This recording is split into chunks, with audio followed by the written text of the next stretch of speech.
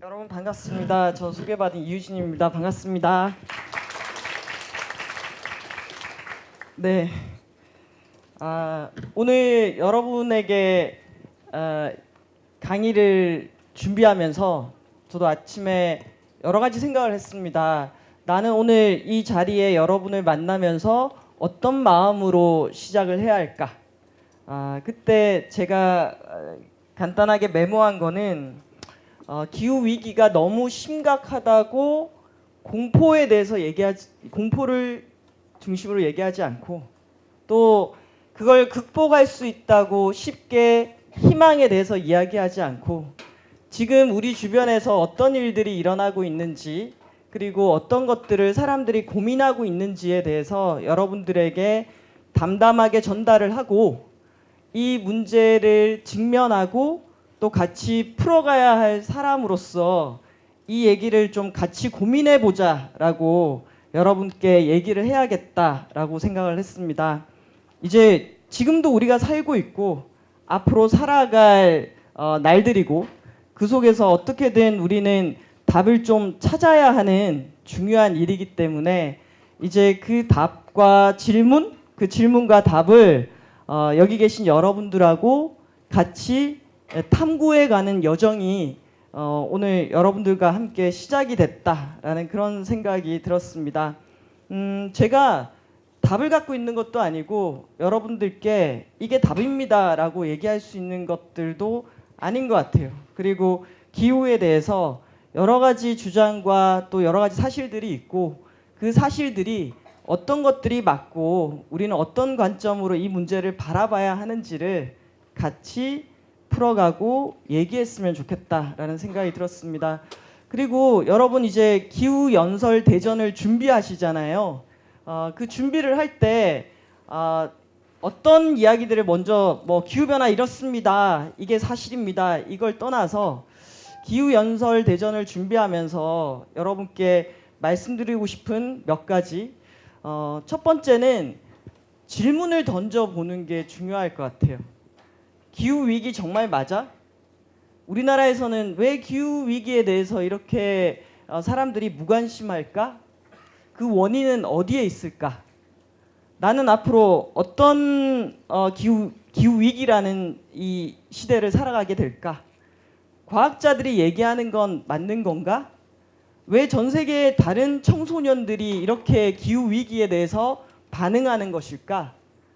좋은 질문을 던지고, 그 질문을 혼자서는 찾아갈 수가 없잖아요. 그래서 옆에 있는 사람들이랑 그거 어떻게 생각하니? 라고 같이 물어보고, 저도 거기에 대해서 같이 답을 해보는 그런 과정이 되었으면 좋겠다라는 게 첫 번째고요. 두 번째는 뉴스를 너무 믿지 마세요.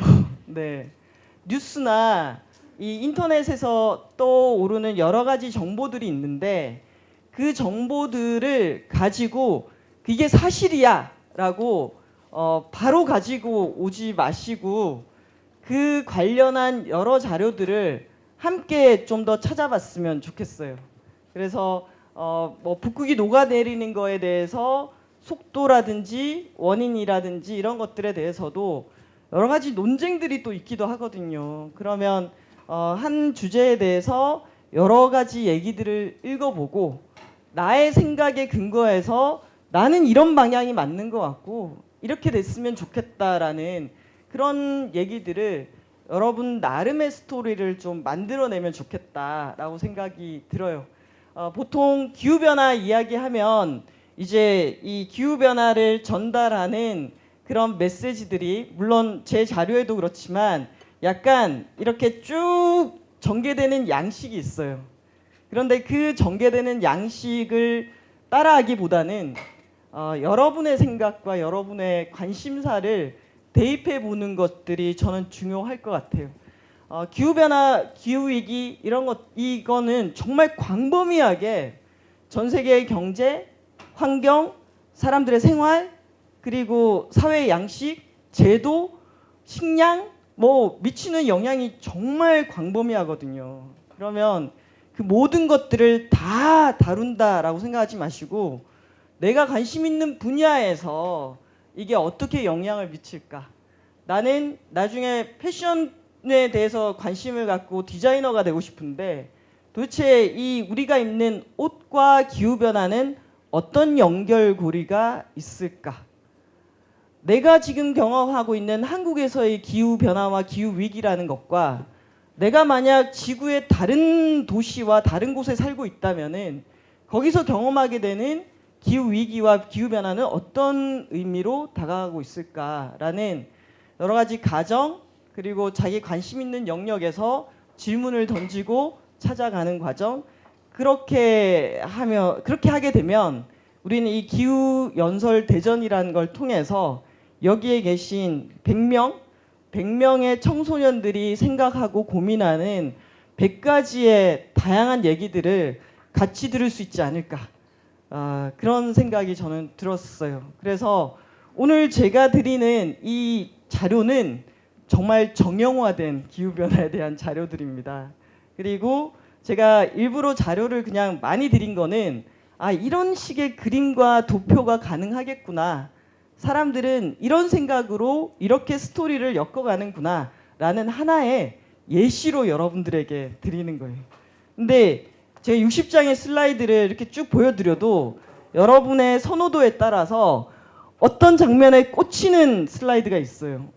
나는 저거 관심 있어. 나 저 그림 한번 살펴볼 거야 라고 한다면은 그걸 찾아서 깊이 들여다보시면은 여러분만의 이야기를 해보실 수 있지 않을까라는 생각이 듭니다. 그래서 저는 여러분이 바라보는 현재의 기후 위기와 거기에 대한 여러분의 생각들, 그 생각들을 이 기후 대전을 통해서 발견하고 볼 수 있기를 기대를 합니다. 이 이야기가 방금 얘기 드렸던 이 이야기가 제가 오늘 여러분께 드리고 싶었던 핵심 이야기고요. 기후 위기 시대를 살아가는 법. 여기에 제 강의 여러 번 들으신 분들 있습니다. 하지만 저도 끊임없이 자료를 업데이트한다는 거. 네. 이 메시지가 많은 걸 얘기해 주는 것 같아요.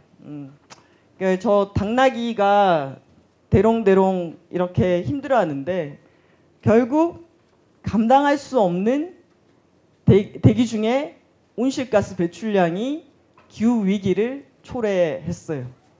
CO2나 메탄 이런 대표적인 온실가스를 배출하면 이전에는 그걸 바다가 흡수를 하고 또는 나무가 흡수할 정도, 감당할 수 있는 정도였는데 이제 그걸 넘어서면서 이제 기후 위기, 지구의 평균 온도가 올라가기 시작하고 위기가 시작된 것 같습니다. 보면 최근 6월 1일 사진인데요. 아까 뉴스 중에 기억 남는다라고 했을 때 그 유럽의 폭염 이야기 많이 하셨잖아요. 유럽이 이제 파리가 44도를 넘어서고 이렇게 얘기 나오고 있는데 저는 프랑스 파리의 44도와 인도의 50도와 이게 그 어떤 다른 것들을 초래할까라고 생각한다면은 그래도 유럽은 이런 기상 위기, 기후 위기에 사람들을 보호할 수 있는 시스템 이런 것들을 좀 갖춘 것 같아요. 근데 인도는 오히려 더 많은 사람들이 죽지 않을까. 기후 위기에 그 사회가 어느 정도 인식하고 기반을 갖고 있는가에 따라서 피해의 정도가 다를 것 같은 거예요. 그래서 유럽의 폭염과 지금 인도에서 벌어지고 있는 50도가 넘는 이 폭염에 각각의 나라들이 어떻게 대비하고 있을까? 그리고 어떻게 보면 좀 가난하고 사회적인 기반이 약한 나라일수록 기후 위기에 취약하겠죠. 우리나라에서도 지난해 40도가 넘는 폭염에 누군가는 실내에서 일을 할 수 있었고 냉방에 접근이 가능했지만 어떤 분들은 바깥에서 일을 하면서 고온에 그대로 노출될 수밖에 없는 상황들. 지난해 48명의 사망자가 발생했는데 그 48명은 어떤 사람들이었을까? 나이는 어땠고 직업은 어떤 직업들을 가진 사람이었을까? 이런 질문들. 그리고 사람만 죽었을까? 가축은 소나 돼지나 닭이나 가축은 얼마나 죽었을까? 농촌에 사는 것과 도시에 사는 것, 자기가 어느 지역에 사는가에 따라서 기후 위기를 느끼는 양상과 정도는 어떻게 다를까? 이런 것들은 제가 던져보는 질문들입니다. 여러분들도 흥미가 있다면은 이 질문을 같이 답해보면 좋을 것 같고요. 일본의 지금 재난의 강도, 제가 도시와 농촌 인프라 이렇게 되어 있는데요. 지난해 일본에 태풍이 9개가 지나갔습니다.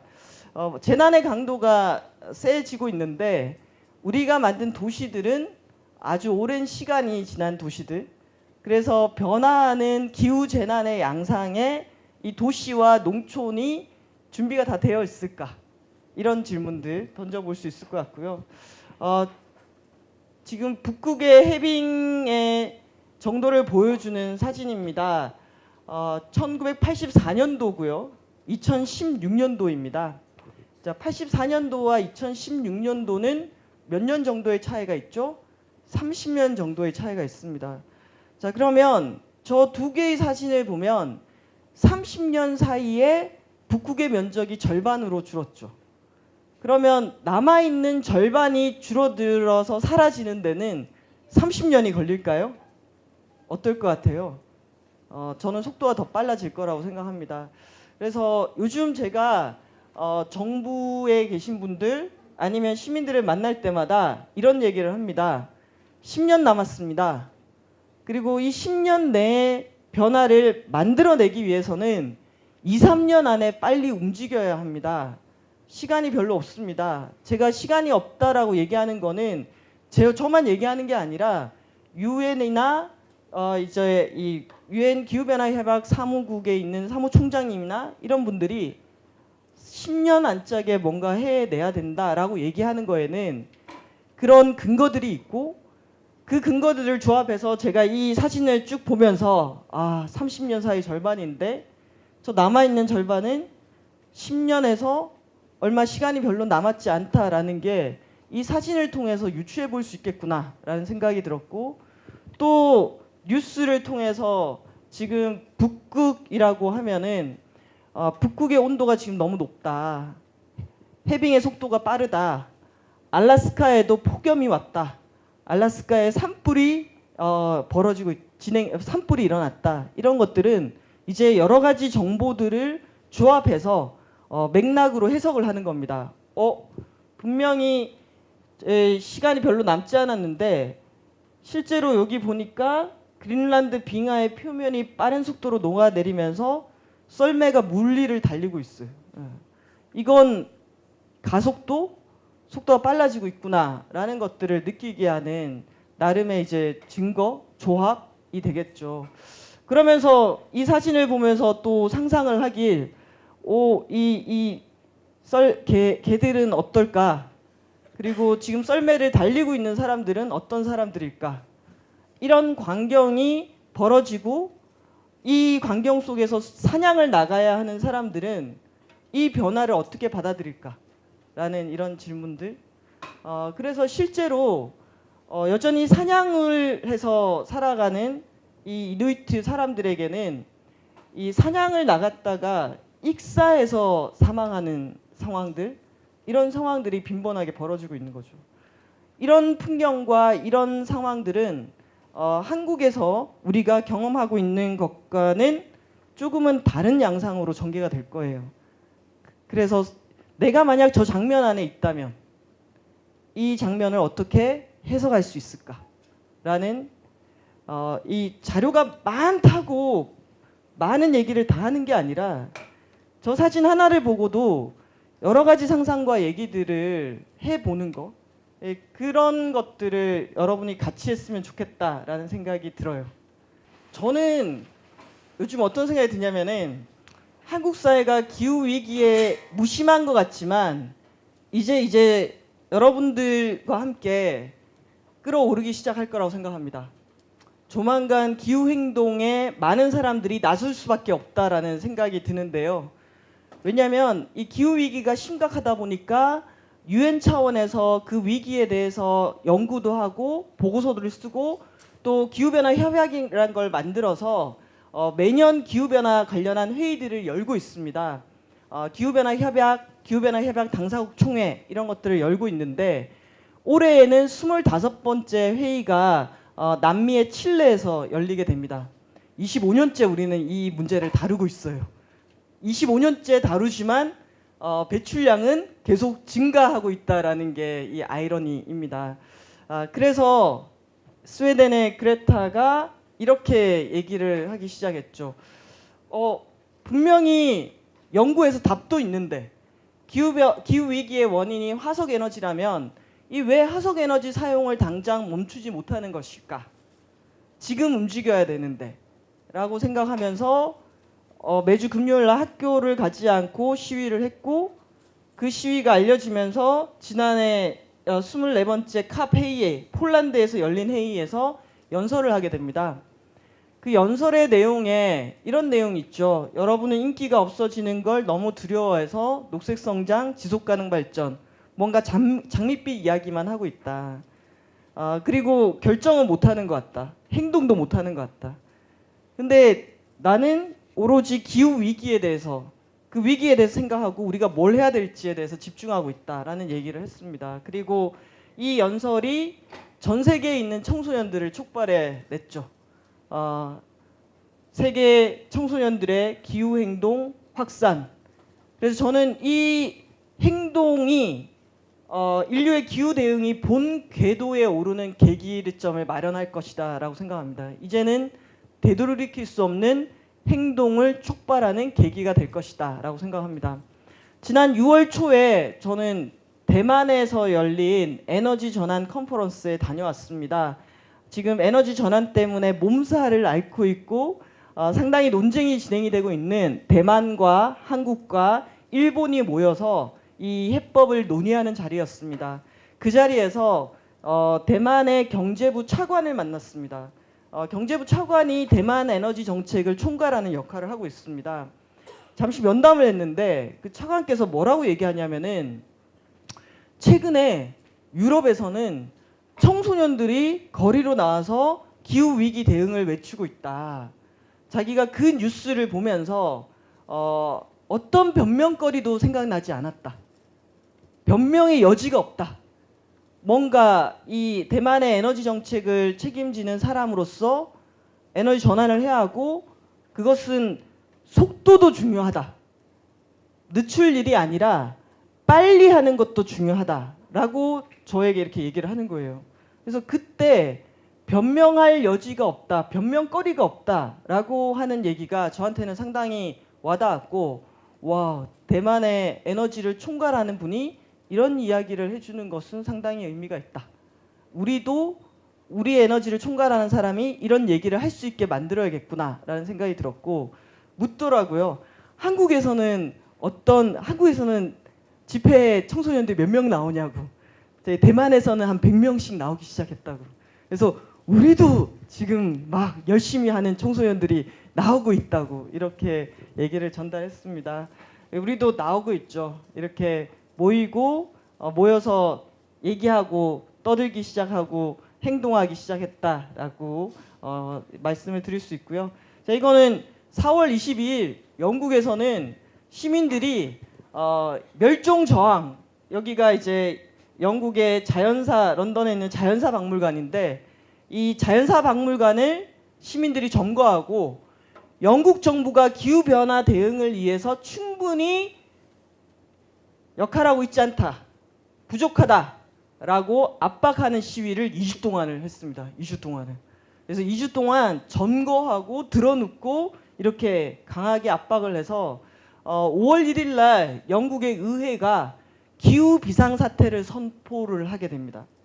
그래서 기후 비상사태의 내용은 뭐냐면은 2050년까지 영국의 온실가스 배출량을 플러스 마이너스 합쳐가지고 0으로 만드는 넷제로로 만드는 것을 법제화하겠다라는 약속을 받아내고, 두 번째는 영국에 있는 모든 부처, 영국 정부의 부처들이 어떻게 하면 온실가스를 더 획기적으로 줄일 수 있는지에 대해서 6개월 뒤에 시민들에게 보고드리겠다라는 내용을 하면서 시위가 이제 좀 풀리게 됩니다. 그래서 제가 영국에 있는 친구한테 전화를 했습니다. 정말 그렇게 격렬하게 시위를 하냐라고. 왜냐하면 저도 기후 시위를 많이 조직해 봤습니다만은 제가 기억하는 우리나라에서 여러분 기후 위기 대응해야 됩니다.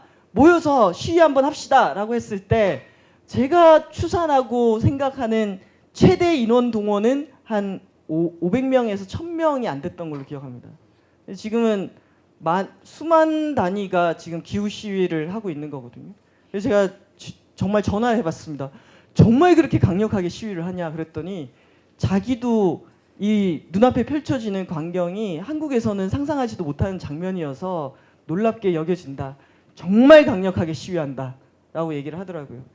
그래서 뭔가 세상을 바꾸려면은 모여서 얘기하고 떠들어야겠다라는 생각이 들었고요. 자, 이 장면은 6월 22일 지난달이죠. 독일에서 탄광을 폐쇄해야 된다라고 하면서 시민들이 이제 탄광이면은 석탄을 막 캐잖아요. 캔 석탄을 기차에 실어가지고 이렇게 수송을 합니다. 보면은 시민들이 어디에 앉아 있어요?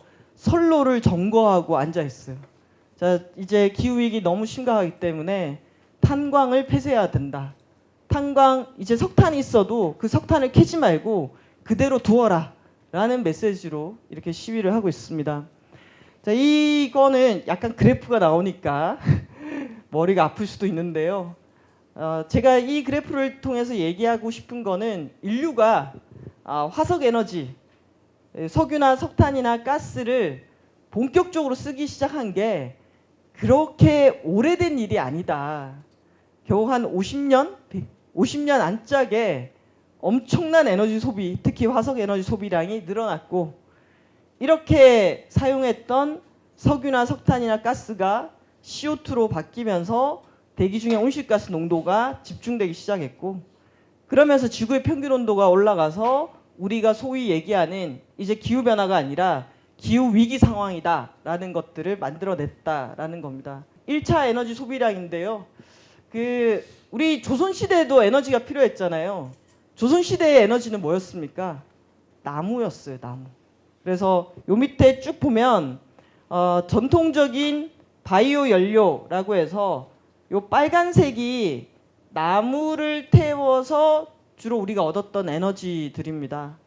그러면 1900년대, 1950년대 이렇게 보시면은 나무 그리고 석탄, 석유 이렇게 구성이 돼 있었어요. 1950년대. 1970년대가 되면서 이제 석탄이나 석유나 이런 것들이 쭉 올라가기 시작하죠. 그리고 지금 우리가 사용하는 에너지의 여전히 80% 이상이 석유나 석탄이나 이제 가스 같은 거죠. 이게 다 CO2와 연결되는 겁니다. 그리고 이 자료는 지난 1만 년 동안의 이산화탄소 농도인데요. 보면 이게 1000년, 2000년을 중심으로 어떻게 되고 있죠? 정말 단기간에 이렇게 올라가는 거죠. 그래서 이 그래프와 이 그래프 이게 같이 연동돼서 가고 있다. 사실 우리는 지금 인류의 오랜 역사 중에서 정말 화석 에너지를 집중해서 쓰고 있는 그 시기와 그 세대를 살고 있다라고 보시면 될 것 같고요. 그래서 여기 보면 IPCC라고 해서 기후변화에 관한 정부 간 패널이라고 해서 UN 차원에서 도대체 기후변화에 관한 여러 가지 정보와 내용들을 모아서 검증해서 공식적인 보고서로 내는 그런 일을 하는 집단이에요. IPCC. 그래서 거기서 지금까지 5차 보고서를 냈고 6차 보고서를 만들기 위해서 준비하고 있는데요. 5차 보고서에 따르면은 지난 133년 동안 지구 평균 온도가 0.85도가 상승했고 현 추세대로 온실가스가 배출될 경우 기온은 평균 3.7도 올라가고 해수면은 평균 63cm 올라간다라는 이런 보고서들을 내놓고 있어요. 그래서 사실 이렇게 숫자가 막 나오면은 이 숫자가 뭐야 싶잖아요. 저도 이 숫자가 뭘 의미하는 걸까라고 이렇게 생각을 해보면 아까 0.85도 상승했다라고 했을 때 이 0.85도는 1도도 안 되는 온도죠. 그런데 이 1도도 안 되는 온도에 지금 우리가 겪고 있는 기후 위기가 나타나는 거고, 1도도 안 되는 그 온도 상승에 북극의 절반이 이제 사라진 거예요. 그러면 앞으로는 어떤 일들이 전개될 것인가? 이 IPCC 5차 보고서를 보면은 그 보고서 안에는 이대로 계속 갔을 때 지구에 어떤 일이 일어날지에 대한 이 내용들이 자세히 이렇게 나와 있어요. 그래서 그런 내용들을 여러분이 한번 이렇게 쉽게 표현된 보고서들도 있으니까 한번 읽어보시면 좋을 것 같다라는 생각도 들고요. 그런데 2081년에서 2100년, 2081년에 여러분은 몇 살 정도가 되시나요? 몇 살이 되시죠? 2081년까지 여정이 있겠죠. 저도 앞으로 제가 살아갈 여정, 언제 갈지는 모르겠지만 쭉 여정이 있을 거예요. 그 여정 사이에 계속된 변화가 일어날 거다. 결국 아까 제가 처음에 여러분한테 얘기했던 것처럼 우리가 살고 있는 현재이고, 현재부터 시작해서 쭉 전개될 상황들, 그런데 그 전개될 상황들이 이렇게 예측이 된다라고 한다면은 우리는 지금 뭘 할 수 있을까? 확실한 거는 3.7도, 3.8도 올라가면은 우리가 살기 어렵다라는 거예요. 그래서 논의가 됐던 게, 그러면 그래도 인류가 정말 다 죽지 않고 살 수 있는 지구 온도 상승의 마지노선은 몇 도가 될까? 이 논쟁만 엄청 오래 해왔어요. 그래서 나왔던 게 1.5도, 2도씨 논쟁이었고, 1.5도, 2도야 가지고 또 얘기를 많이 했어요. 특히 2도 얘기가 지금까지는 좀 압도적이었다면은 그 2도로 목표를 정하는 것을 보고 이제 투발루라든지 뭐 기후 위기에 많이 영향을 받는 나라들은 이렇게 호소를 했죠. 2도는 우리가 살 수 있는 목표가 아니다. 기후 변화에 매우 취약한 나라도 같이 살 수 있는 목표를 정해야 된다. 그러면 그건 1.5도였지 2도는 아니다. 이런 얘기들을 오랫동안 지금 하고 있어요. 그래서 지구에 어디에 살고 있고 어떤 조건인가에 따라서 이 기후 위기에 대해서 받고 있는 영향이나 충격, 거기에 임하는 자세, 이런 것들은 조금씩 다르다라는 것을 보여주는 거고요. 이런 자료들, 저는 이 자료들을 찾아보면서 지난주에는 기후변화와 한국의 농업에 미치는 영향이 어떤 게 있을까 싶어서 자료를 열심히 찾아봤어요. 기후변화가 한국의 농업에 미치는 영향? 예를 들면은 폭염이 이렇게 막 심해지면은 가축들은 어떻게 영향을 받고, 우리 그 지도는 많이 보잖아요. 농산물 재배 지도가 막 바뀐다. 근데 그거 말고 작황은 어떻게 되고, 농부들은 해마다 이 기후나 이런 것들 때문에 얼마나 많은 피해를 보고 있고, 거기에 대한 대책들은 어떤 것들이 있는지 자료를 열심히 찾아보다가 느낀 거는, 자료가 너무 없다. 자료가 왜 이렇게 없지? 아니 분명히 이 도시가 보다 농촌이 영향을 많이 받을 텐데 왜 자료가 없을까? 그리고 또 쉽게 설명된 자료들이 없다. 그래서 부러웠어요, 이런 것들이. 그래서 해수면이 상승되면 어떻게 영향을 받는지, 그리고 저는 생물종에도 관심이 많거든요. 그리고 기후변화의 이 위기가 증폭되는 현상에는 생물종의 멸종이 영향이 있을 거라고 생각을 해요. 왜냐하면 어떤 종이 사라진다는 건 너무 큰일이잖아요. 종이 사라진다. 그런데 이제 기후위기가 심해지면은 그걸 포괄한 이 류가 이제 사라지는 거예요.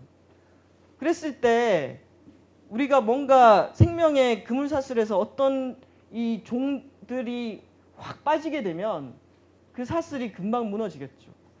그랬을 때 인간이 이게 경험하게 되는 식량 문제라든지 이런데 엄청난 증폭 효과가 있지 않을까요? 저는 그것이, 그 일들이 매우 두려워요. 그래서 이 자료들을 보면은 똑같은 여러 이 지구상에 다양한 동물들이 있지만 멸종이 어떤 종부터 먼저 빨리 진행이 될까? 그러니까 가장 멸종으로부터 취약한 종들, 양서류, 파충류들, 그리고 날개가 있어서 비교적 서식지 이동이 좀 쉬운 조류 같은 경우에는 좀 뒤쪽에 있죠.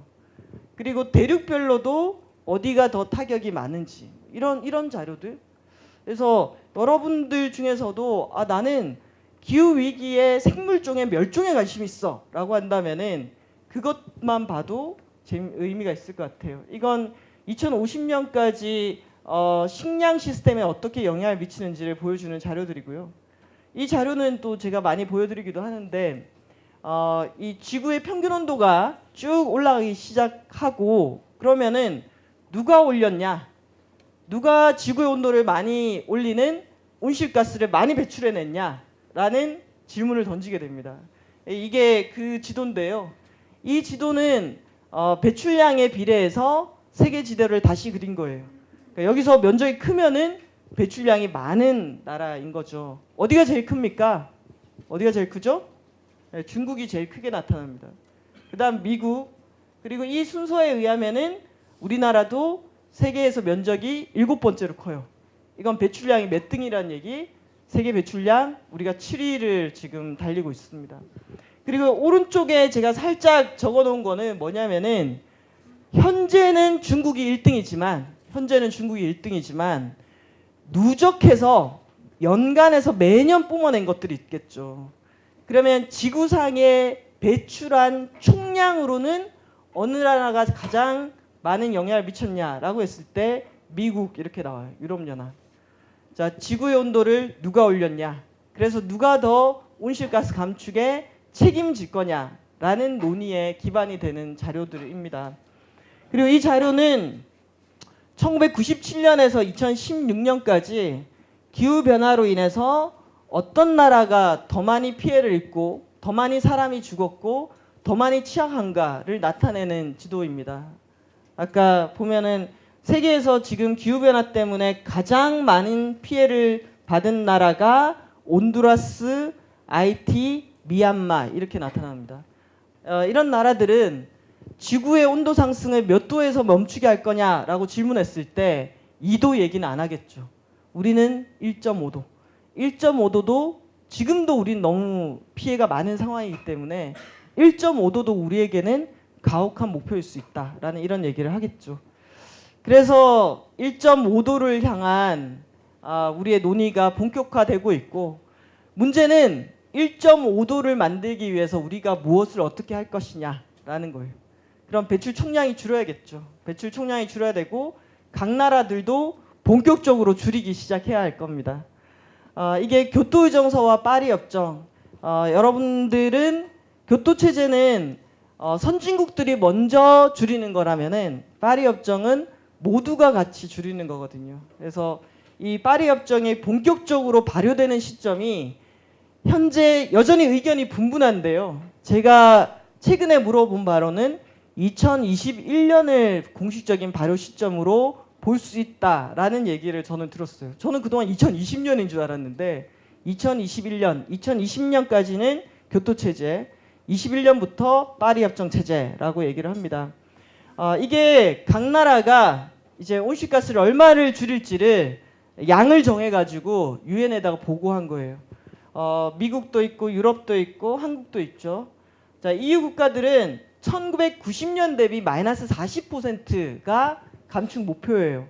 이건 뭐냐면은 1990년 수준으로 배출하던 양을 줄이는 거예요. 거기서 또 얼마를 줄인다? 40%를 깎아내리는 것을 언제까지 달성한다? 2030년까지. 그래서 우리 온실가스에는 6가지로 막 여러 가지 온실가스가 있지만 그 중에 한 70% 이상이 CO2입니다. 이산화탄소. 그래서 우리가 이 목표치를 온실가스를 화석에너지 소비량으로 단순 비교를 해서 생각을 해보면은 이렇게 해석할 수 있어요. 유럽은 1990년대에 사용하던 화석에너지로 소비량으로 돌아가는 거, 90년대로 돌아가는 거, 소비량 총량을 거기서 또 얼마를 줄인다? 90년대에 사용하던 양을 40%를 깎아내리는 것. 이게 유럽의 목표예요. 자, 이걸 달성하려면 어떻게 하겠어요? 그 사회 곳곳에서 쓰이고 있던 화석에너지의 흔적을 지우겠죠. 사용량을 줄이겠죠. 사용량을 줄이거나 또는 CO2가 배출되지 않은 다른 에너지원으로 바꾸겠죠. 그런 활동을 해야지 저 목표량을 달성할 수가 있거든요. 그래서 이런 것들을 보면 유럽은 정말 그 목표를 좀 지키려고 하는 것 같아요. 그리고 이 보고서 1.5도씨 보고서는 지난해 여기 계신 분들은 몇 분 정도 인천 송도에 가셨던 걸로 아는데요. 이 IPCC에서 모여가지고 인류의 목표를 1.5도로 할 거냐 2도를 할 거냐를 정하기 전에 1.5도와 2도의 의미가 뭔지를 정확하게 보고서를 만들어서 이 제출을 하고 거기서 선택할 수 있게 하자라고 하면서 과학자들이 만들어낸 보고서입니다. 여기 보면은 1.5도에 있을 때 이런 일들이 일어납니다, 여러분. 2도일 때 이런 일들이 일어납니다 라고 나와 있어요. 그래서 국제사회가 자 여기에 근거가 있으니 여러분들은 1.5도를 선택하겠습니까? 2도를 선택하겠습니까?에 대한 근거 제시예요.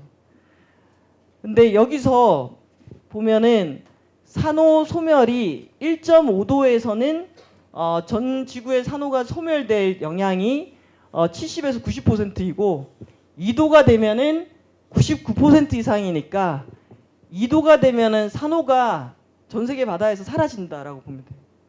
그럼 이 차이를 어떻게 해석할 거냐?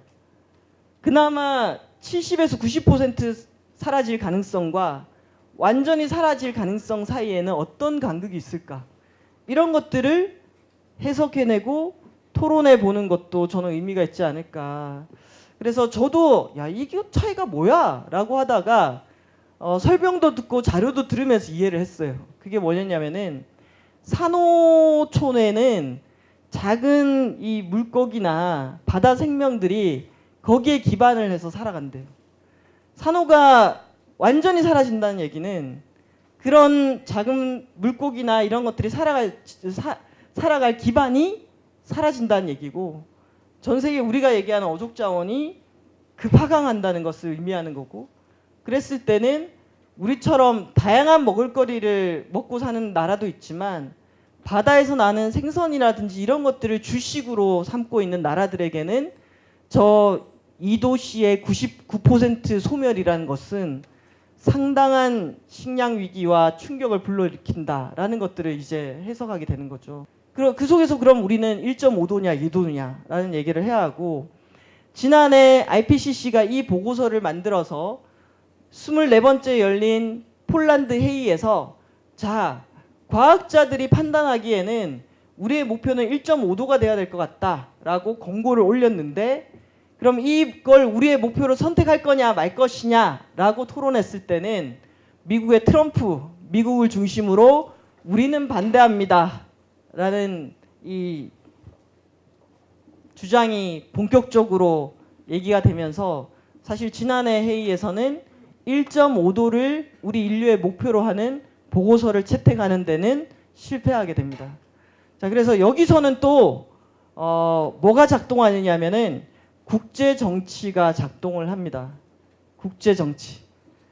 인류의 목표를 정하는데도 어떤 나라는 찬성하고 어떤 나라는 반대하고 그러면 왜 어떤 나라는 찬성하고 반대하는 이유가 뭘까? 이런 것들도 같이 보는 것이 의미가 있겠죠. 자, 보면은 이제 기후 위기에 대응해서 세계가 이 해법을 얘기하기 시작합니다. 어떻게 하지? 어떻게 하지? 결국 온실가스 배출량을 한편으로 줄여야 되고 위기가 계속 발생하기 때문에 이 위기에는 대응해서 적응하는 거. 보통 기후 변화, 기후 위기에 인류는 어떻게 해야 됩니까? 라고 질문을 던지면은 두 가지 단어를 얘기합니다. 하나는 어쨌든 온실가스 배출량을 줄이겠습니다. 또 하나는 앞으로도 북극이 녹아내리고 식량 생산에는 영향을 미칠 수밖에 없고 극단적인 기상현상이 계속될 수밖에 없기 때문에 여기에 맞춰서 적응하는 대책도 세우겠습니다. 라고 해서 보통 기후위기에 어떻게 해야 됩니까? 라고 하면은 감축과 적응 이 두 가지를 같이 얘기를 하고 있습니다. 그랬을 때 이 감축 분야를 얘기를 먼저 하자면은 유럽 나라들은 교토 의정서에 의해서 이미 온실가스를 좀 줄이기 시작을 했습니다. 그래서 이 나라들은 이 배출량이 꺾이기 시작했죠. 그러다 보니까 2021년 신기후 체제가 시작할 때 영국은 2025년이면 모든 석탄 발전소가 0이 됩니다. 석탄 발전소를 모두 멈추는 거죠. 그리고 독일과 인도 같은 경우에는 우리 지금 길가를 달리는 차량들이 디젤차 아니면은 휘발유차잖아요. 디젤차와 휘발유 차량을 2030년부터는 독일과 인도에서는 생산 판매를 금지합니다라는 이런 법들, 이런 것들을 만들고 있어요. 그러니까 온실가스 줄여야 되고 화석 에너지의 흔적을 줄이기 위해서 석탄 발전소를 0으로 만들겠습니다. 아예 가동하지 않겠습니다. 신규로 짓지 않겠습니다. 있는 것들은 빨리 문 닫겠습니다. 내연기관 차량 생산도 판매도 등록도 못하게 하겠습니다. 언제부터? 2030년부터. 자, 그러면 자동차를 만드는 회사들은 어떻게 해야 되겠죠? 준비해야 됩니다. 대비해야 됩니다.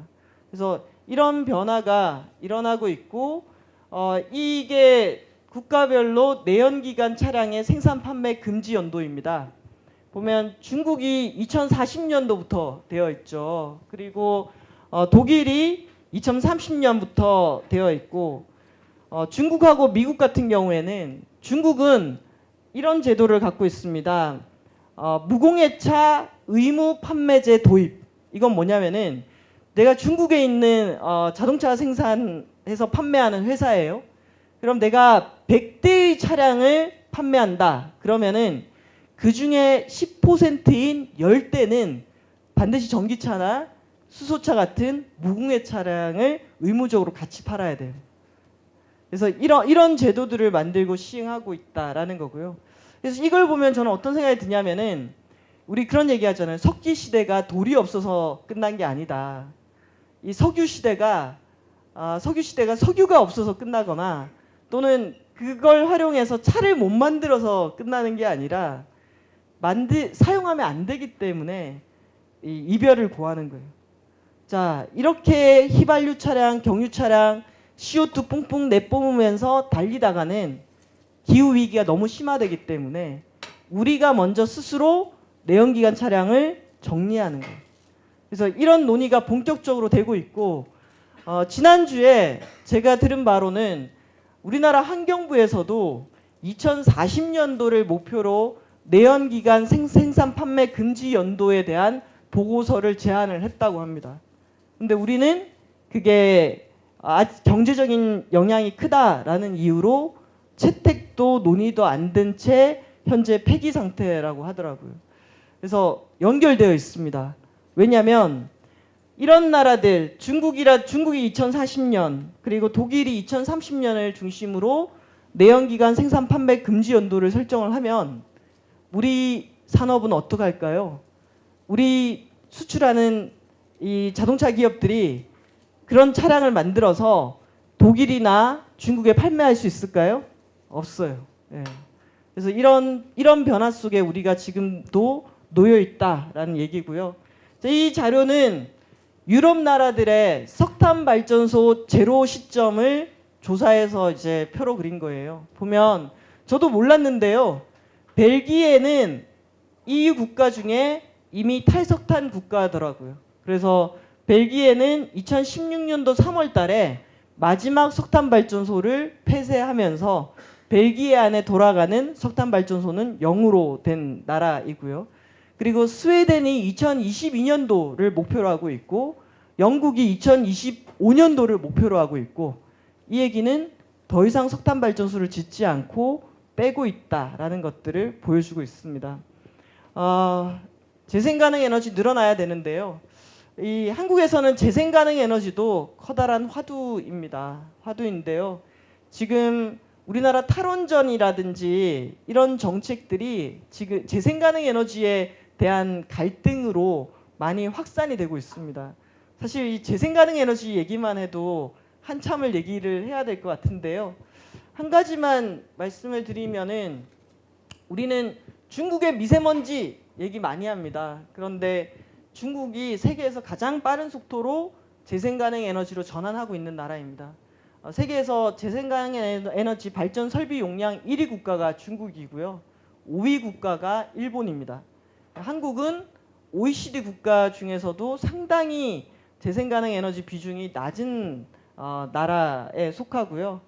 이게 이제 중국이나 미국의 재생가능 에너지를 상징하는 곳들, 그리고 발전 설비량 비중에서 한국은 지금 재생가능 에너지 비중이 거의 OECD 국가 중에서 거의 꼴찌 라인에 지금 서 있습니다.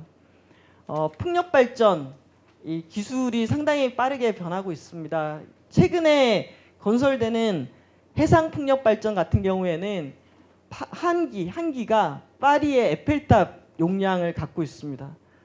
보통 이 그림을 보고 한번 해석을 해보면은 원자력 발전소 한 기가 생산해내는 발전 설비 용량이 1000메가와트입니다. 1000메가와트. 우리가 약 한 2000년쯤에는 풍력 발전기 한 기가 한 2메가와트 정도가 최대한 풍력 발전으로 생산할 수 있는 이 발전 설비 용량이었습니다. 자, 그러면 2메가와트짜리 해상 풍력 발전기로 1000메가 정도가 되는 원전 한 기를 대체하려고 하면은 풍력 발전기 몇 개를 건설을 해야 되는 겁니까? 몇 개 건설해야 되죠? 2메가 곱하기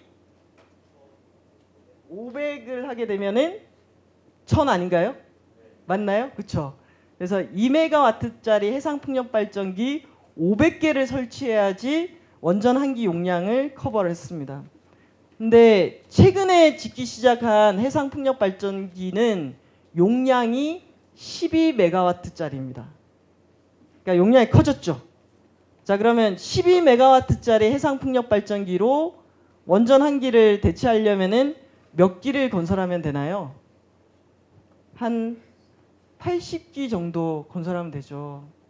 그래서 이런 상황으로 전개되고 있고, 이 자료를 보면은 이게 덴마크의 코펜하겐에 있는 해상 풍력 발전기입니다. 한 기가 2메가와트짜리거든요. 요거를 덴마크에서는 2000년에 건설을 했습니다. 근데 지금은 한 기에 12메가와트짜리가 건설이 되잖아요. 요 발전 설비 전체 용량이 40메가짜리인데 그러면 2메가짜리 20개를 설치했겠죠. 지금은 똑같은 용량의 발전 단지를 만든다 그러면은 발전기 몇 개 꽂으면 됩니까? 3개에서 4개 정도 꽂으면 됩니다. 예. 그래서 제가 여기서 말씀드리고 싶은 거는 한국이라고 얘기했을 때 한국에서는 재생가능 에너지가 비싸고 기술도 덜 발달되어 있고 설치할 땅도 적기 때문에 재생가능 에너지가 우리는 안 된다, 재생가능이 안 될 거다라고 얘기해 왔는데 세계적인 상황은 이런 것들을 다 넘어서고 있어요. 첫 번째는 재생가능 에너지가 더 싼 지역들이 속속 등장하고 있다. 가격 경쟁력을 오히려 갖추고 있다. 왜냐하면 원전은 안전 설비를 보강해야 되기 때문에, 석탄은 탄소세라든지 CO2를 규제해야 된다는 세계적인 흐름 때문에 가격이 올라가고 있고, 거기에 비해서 재생가능 에너지는 양이 늘어나고 기술력이 발달되기 시작하면서 가격이 떨어지고 있습니다. 그래서 재생가능 에너지가 비싸다는 우리의 고정관념을 넘겨야 될 거고, 두 번째는 방금 얘기 드린 것처럼 해상 풍력 발전기가 2메가에서 12메가와트로 끊임없이 방법을 찾아서 육지에 설치되기 어려우니까 바다로 나가기 시작했고, 용량이 커지면서 효율이 높아지기 시작했고, 또 재생가능 에너지를 설치할 수 있는 공간이 맨 땅만이 아니라 지붕이라든지 물 위라든지 상당히 다양한 공간들을 찾아가기 시작하면서 우리가 재생가능 에너지 안 된다고 얘기했던 그 장벽 요인들을 하나하나씩 좀 넘어가고 있다라는 이런 사례들도 얘기 드리고 싶고요. 그래서 오늘 제가 여러분한테 드리고 싶었던 얘기들은 거의 그냥 드렸던 것 같아요. 그러니까 뒤에 있는 이런 자료들을 보면 최근에 기후 관련해서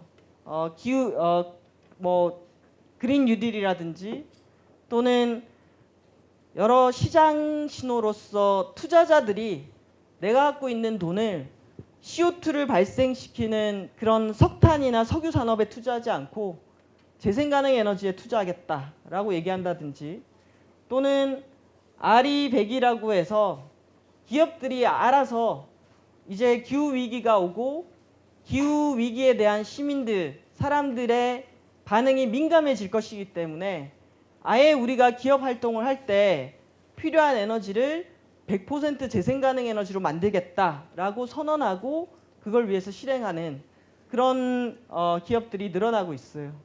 그래서 이런 변화들이 있다라는 거고요. 요거랑 요 세 가지만 말씀을 좀 드리고 이제 마무리를 지을까 싶어요. 기후변화 이야기는 아까 메탄가스나 이런 것들로 연계되면은 축산이나 농업으로도 연결될 수 있습니다. 하지만 주요하게는 기후변화 이야기는 우리가 사용하는 에너지와 또 연결이 돼 있죠. 여러분이 사용하는 전기를 어떤 에너지원으로 만드는지 그리고 내가 사용하는 전기가 어디서 만들어져서 우리한테 오는지 그런 질문 던져보신 적 있나요? 지금 이 순간에도 우리가 사용하는 전기는 이런 구조로 해서 우리한테 옵니다. 석탄 발전소가 한 40%, 원자력 발전소가 30% 정도, 그리고 가스가 한 22%, 신재생 에너지가 5%로 되어 있는데 저기에는 태양광과 풍력 비중은 1%를 조금 넘어서고 부생가스라든지 폐기물 이런 것들이 들어가 있습니다. 그래서 여러분 전기 없이는 하루도 못 사시잖아요. 핸드폰도 봐야 되고 뭐 TV도 봐야 되고 전기 너무 소중하죠. 근데 이 전기를 뭐로 만들지? 내가 사용하는 전기는 기후 위기와 어떻게 연결이 되어 있지? 우리가 전기 요금을 내는 게 그 요금 안에는 이 기후 위기에 대응할 수 있는 비용이나 환경 사회적 영향 이런 것들이 반영되어 있을까? 이런 질문들을 여러분께 던져보고 싶고요. 자, 이 비중은 또 나라마다 달라요. 어떤 나라들은 이렇게 가면 안 될 것 같아. 재생가능 에너지 비중을 좀 늘려야겠어.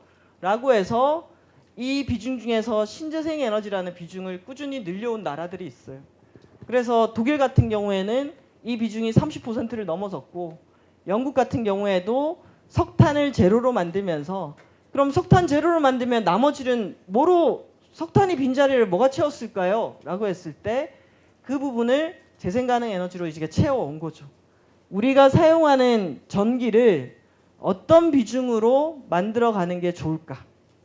그런데 이 비중을 조정하는 거는 저 퍼센테이지 하나하나에 많은 돈이 달려 있어요. 사람들의 일자리가 달려 있어요. 연구비도 연관되어 있고요. 어떻게 보면 광고비와 홍보비도 연관되어 있어요. 뭔가 조정하는 게 쉬운 일은 아닐 거예요. 에너지 전환이나 기후 위기에 대응하는 게 어려운 이유가 저 퍼센테이지를 가르는 사람들의 이권이라든지 일자리라든지 소득이랑 다 연결되어 있죠. 자, 그럼 저 비중을 앞으로 어떻게 조정해 가야 될까? 저 비중을 조정하는 것은 쉬운 일일까? 이런 얘기들을 해봐야 될 것 같고요. 자, 이거는 아까 요 비중을 결정하는 것들이 어디에 있는지를 보여주는 분포도입니다. 요 지도도 여러분께서 나중에 찬찬히 한번 보시면 좋을 것 같은데요. 우리나라 동해안에는 원자력 발전소가 그리고 우리나라 서해안에 있는 충청남도에는 우리나라 석탄 발전소의 절반 이상이 서산, 태안, 당진, 보령 이런 데 몰려 있어요. 그리고 여러분이 살고 계시는 도시, 예를 들면 서울 같은 경우에는 이런 발전소가 없이 소비를 하고 있죠. 누군가는 에너지 생산 설비 또는 에너지를 전달하는 송전탑 밑에서 살고 있어요. 누군가는 소비만 하죠. 그래서 아까 제가 질문이라는 게 도시에서 사용하는 에너지들은 어디서 오는 걸까? 도시에서 사용하는 에너지들이 기후변화하고는 어떤 연관들이 있을까? 이런 질문들 던져보면 좋을 것 같고요. 자, 이게 우리나라의 온실가스 배출량 현황입니다. 1990년부터 2015년까지 쭉 늘어났죠. 그리고 이 파란색이 바로 에너지 분야에서 나오는 배출량을 보여주고 있는 겁니다. 그렇기 때문에 기후변화 문제에 있어서는 에너지가 좀 중요하다라고 말씀드리는 거고요. 그리고 이 그래프가 536이라고 돼 있죠. 536.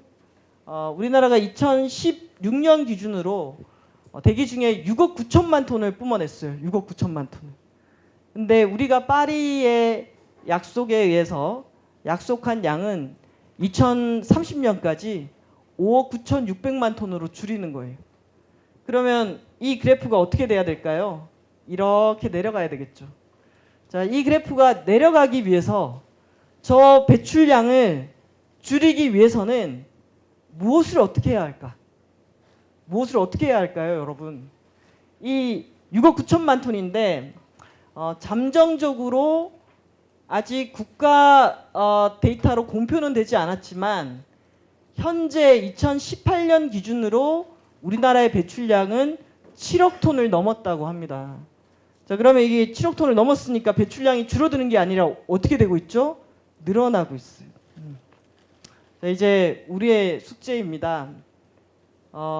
우리가 그래도 약속한 것들이 있는데 5억 3,600만 톤으로 우리는 어떻게 줄일 수 있을까? 그리고 우리는 5억 3,600만 톤으로 줄이기만 하면 되는 걸까? 그러면 1.5도나 2도씨 목표를 달성할 수 있는 것일까? 그리고 사람들은 우리가 5억 3,600만 톤을 줄여야 된다는 사실을 알까? 파리의 약속을 알고 있을까? 이런 질문들.